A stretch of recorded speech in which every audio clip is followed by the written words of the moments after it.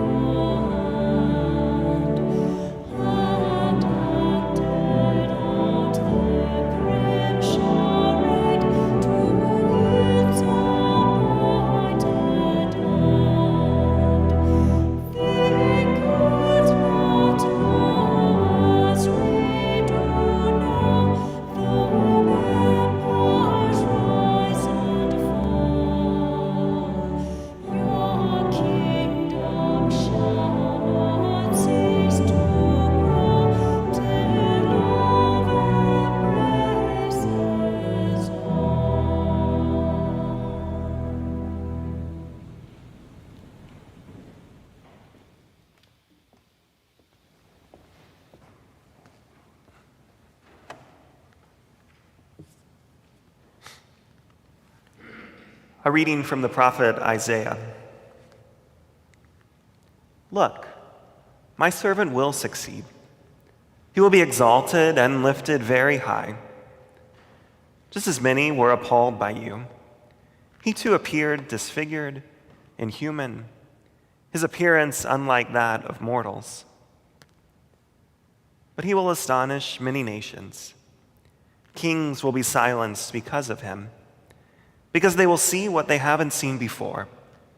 What they haven't heard before, they will ponder. Who can believe what we have heard? And for whose sake has the Lord's arm been revealed? He grew up like a young plant before us, like a root from dry ground. He possessed no splendid form for us to see, no desirable appearance. He was despised and avoided by others, a man who suffered, who knew sickness well, like someone from whom people hid their faces. He was despised, and we didn't think about him. It was certainly our sickness that he carried, and our sufferings that he bore, but we thought him afflicted, struck down by God and tormented. He was pierced because of our rebellions, and crushed because of our crimes. He bore the punishment that made us whole. By his wounds we are healed. Like sheep we had all wandered away, each going its own way. But the Lord let fall on him all our crimes. He was oppressed and tormented, but didn't open his mouth. Like a lamb being brought to slaughter, like a ewe silent before her shearers, he didn't open his mouth. Due to an unjust ruling, he was taken away, and his fate, who will think about it? He was eliminated from the land of the living, struck dead because of my people's rebellion. His grave was among the wicked, his tomb with evildoers, though he had done no violence and had spoken nothing false. But the Lord wanted to crush him and to make him suffer. If his life is offered as restitution, he will see his offspring. He will enjoy long life. The Lord's plans will come to fruition through him. After his deep anguish, he will see light, and he will be satisfied. Through his knowledge, the righteous one, my servant, will make many righteous, and will bear their guilt. Therefore, I will give him a share of the great, and he will divide the soil with the strong. In return for exposing his life to death and being numbered with rebels, though he carried the sin of many and pleaded on behalf of those who rebelled.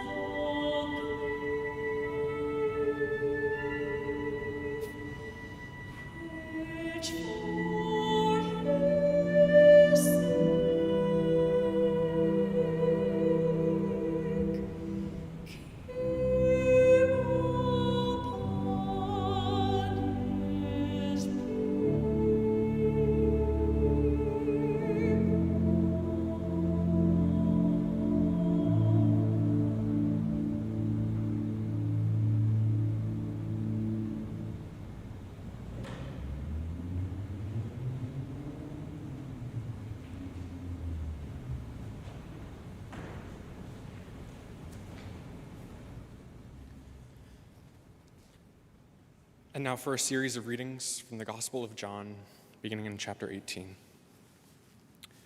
After he said these things, Jesus went out with his disciples and crossed over to the other side of the Kidron Valley. He and his disciples entered a garden there.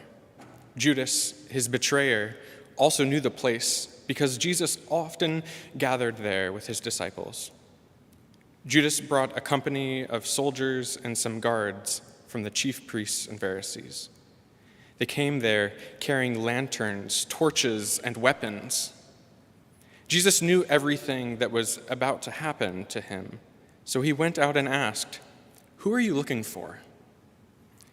He said to them, they answered, "Jesus the Nazarene." He said to them, "I am." Judas, his betrayer, was standing with them. When he said, "I am," they shrank back and fell to the ground. He asked them again, "Who are you looking for?" They said, "Jesus the Nazarene." Jesus answered, "I told you, I am. If you are looking for me, then let these people go." This was so that the word he had spoken might be fulfilled. "I didn't lose any one of those whom you gave me." Then Simon Peter, who had a sword, drew it and struck the high priest's servant, cutting off his right ear. The servant's name was Malchus. Jesus told Peter, "Put your sword away. Am I not to drink the cup the Creator has given me?" Then the company of soldiers, the commander, and the guards from the Jewish leaders took Jesus into custody. They bound him and led him to Annas. He was the father-in-law of Caiaphas, the high priest that year. Caiaphas was the one who had advised the Jewish leaders that it was better for one person to die for the people.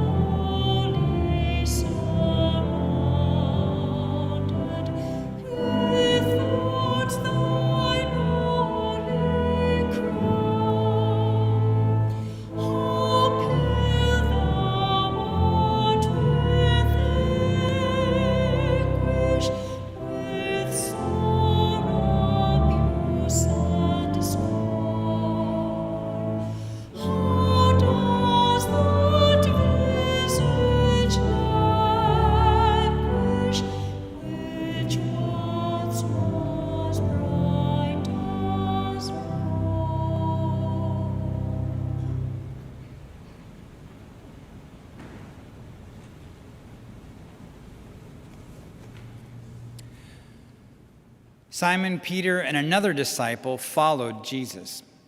Because this other disciple was known to the high priest, he went in with Jesus into the high priest's courtyard. However, Peter stood outside near the gate. Then the other disciple, the one known to the high priest, came out and spoke to the woman stationed at the gate, and she brought Peter in. The servant woman stationed at the gate asked Peter, "Aren't you one of those man's disciples?" "I'm not," he replied. The servant and the guards had made a fire because it was cold. They were standing around it, warming themselves. Peter joined them there, standing by the fire and warming himself. Meanwhile, the chief priests questioned Jesus about his disciples and his teaching. And Jesus answered, "I've spoken openly to the world. I've always taught in synagogues and in the temple, where all the Jews gather. I've said nothing in private. Why ask me? Ask those who heard what I told them. They know what I said." After Jesus spoke, one of the guards standing there slapped Jesus in the face. "Is that how you would answer the high priest?" he asked. Jesus replied, "If I speak wrongfully, testify about what was wrong. But if I speak correctly, why do you strike me?" Then Ananias sent him, bound to Caiaphas, the high priest. Meanwhile, Simon Peter was still standing with the guards, warming himself. They asked, "Aren't you one of his disciples?" Peter denied it, saying, "I'm not." A servant of the high priest, a relative of the one whose ear Peter had cut off, said to him, "Didn't I see you in the garden with him?" Peter denied it again, and immediately a rooster crowed.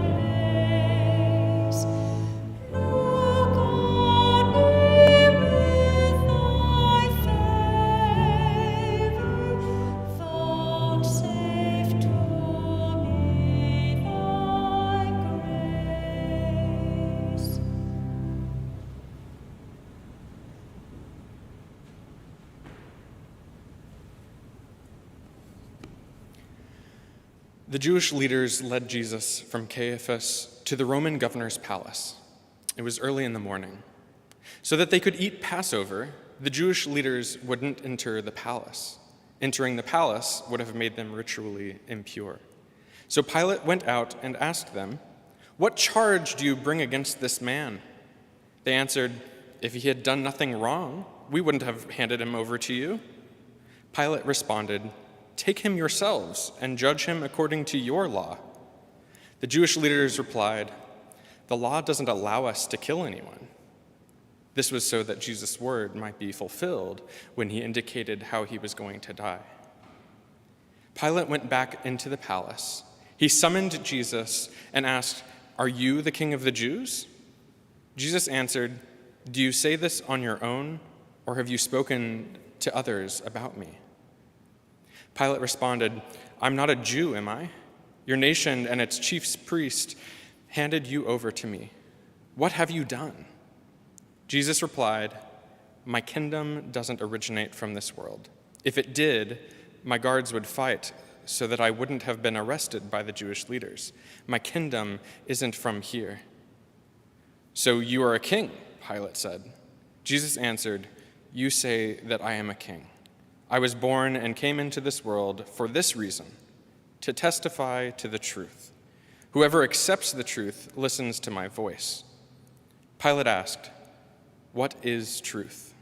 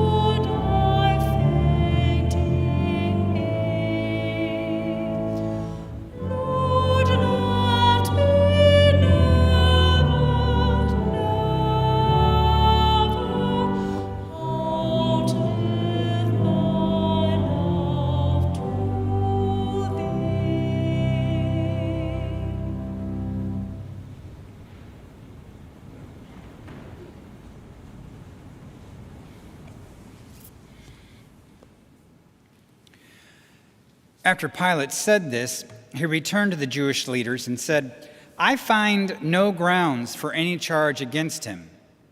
You have a custom that I release one prisoner for you at Passover.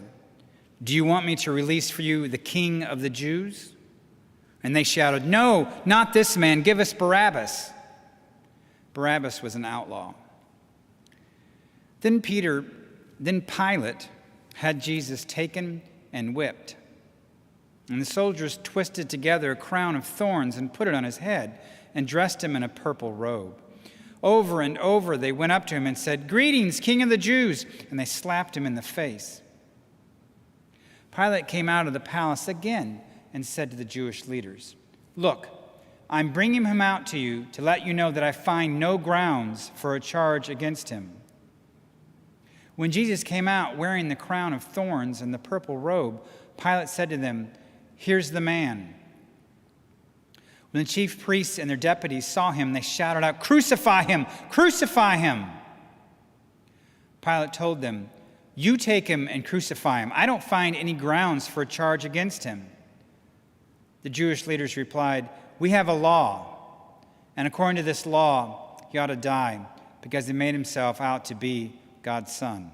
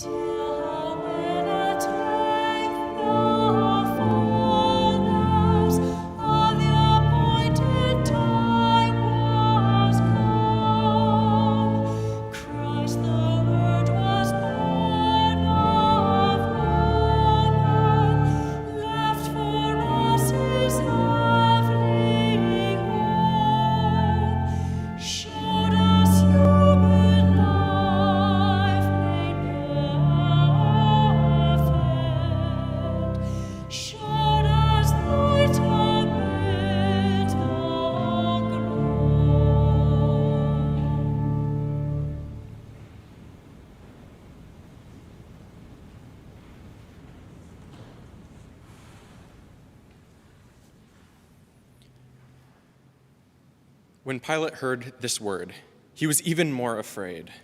He went back to the residence and spoke to Jesus. "Where are you from?"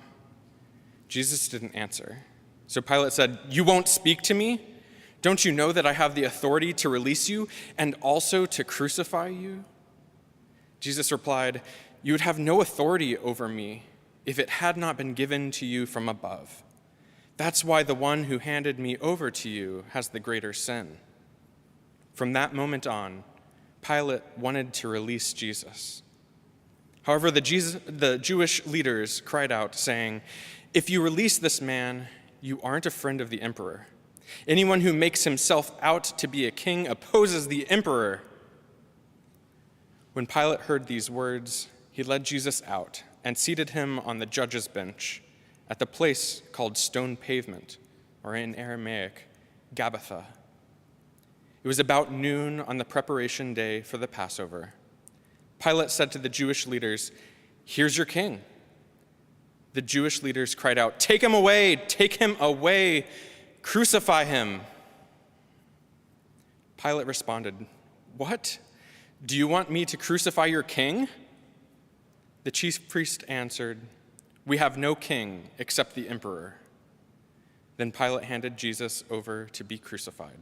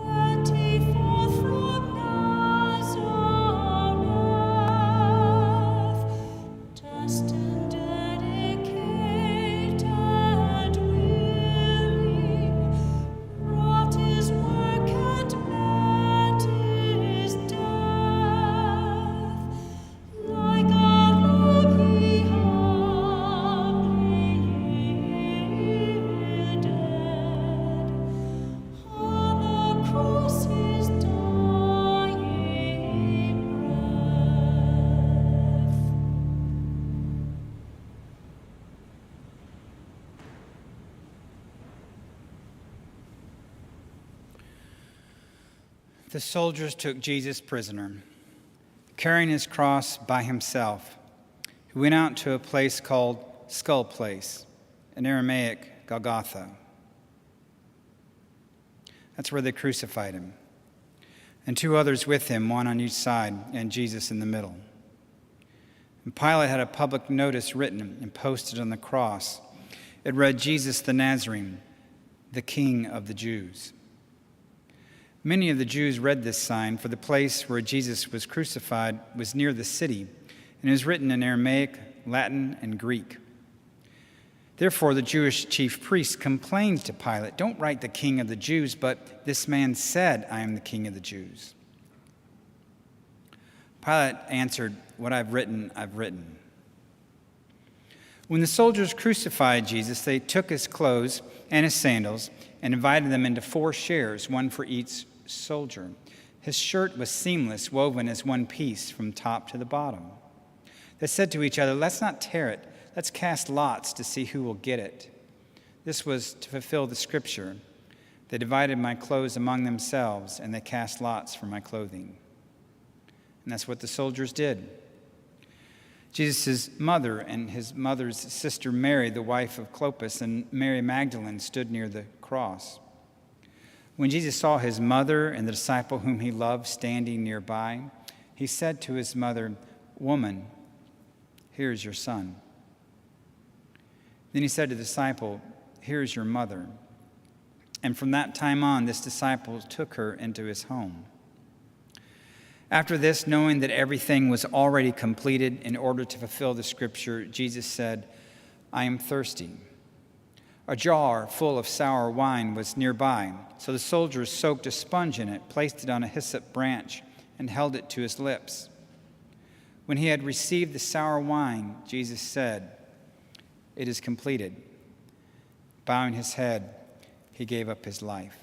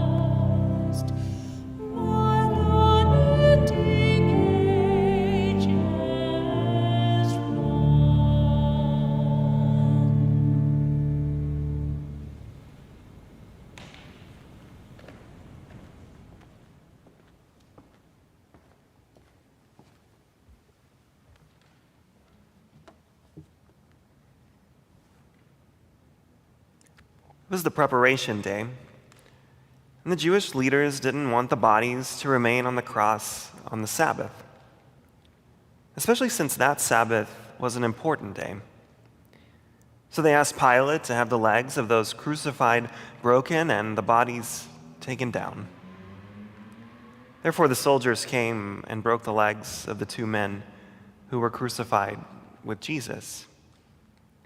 When they came to Jesus, they saw that he was already dead, so they didn't break his legs. However, one of the soldiers pierced his side with a spear, and immediately blood and water came out. The one who saw this has testified, and his testimony is true. He knows that he speaks the truth, and he has testified so that you also can believe. These things happened to fulfill the scripture. They won't break any of his bones. And another scripture says, they will look at him whom they have pierced. After this, Joseph of Arimathea asked Pilate if he could take away the body of Jesus. Joseph was a disciple of Jesus, but a secret one, because he feared the Jewish authorities.